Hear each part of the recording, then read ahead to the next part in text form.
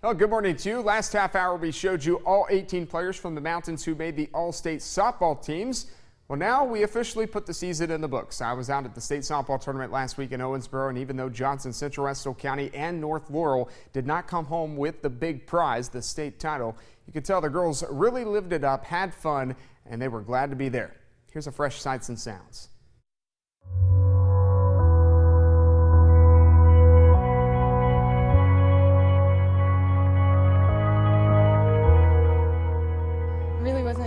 We wanted to end our season. I hate that we went 0-2 down here, but we've had a heck of a ride, so that's all I can ask for.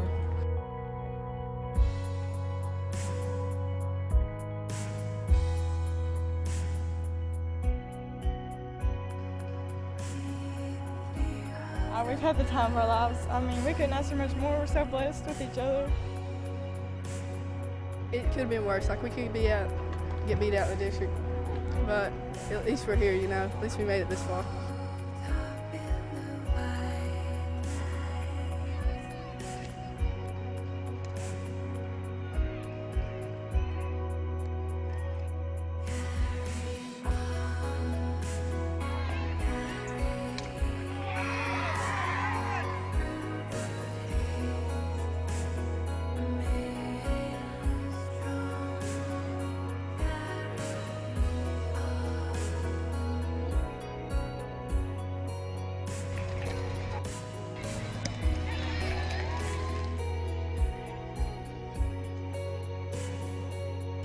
I'm really proud we made it here. We put up a good run, so I'm proud of what we did. And to see it come to a close here is a good thing, a sad thing, but a good thing.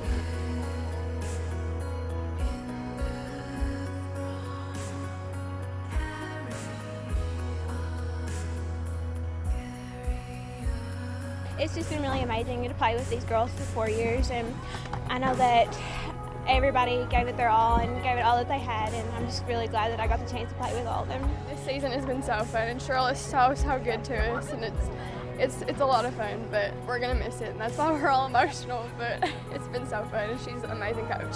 Something that history ain't never done before. You came back and done something that ain't nobody never done before.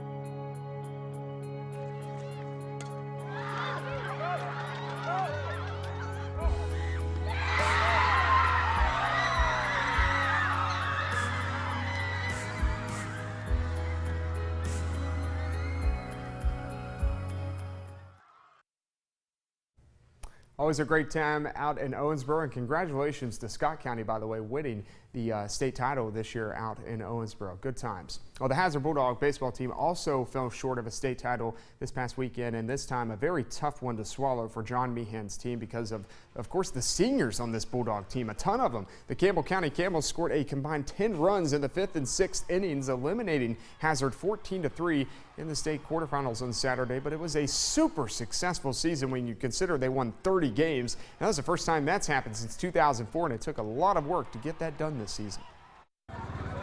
It's tough. Know how hard we work. Many times we come in at 6 o'clock in the morning and before school, put in a lot of work. I got to give the credit to all these guys too. Couldn't do it without the coaching staff behind us, and it's been good. It's just a tough way to go out.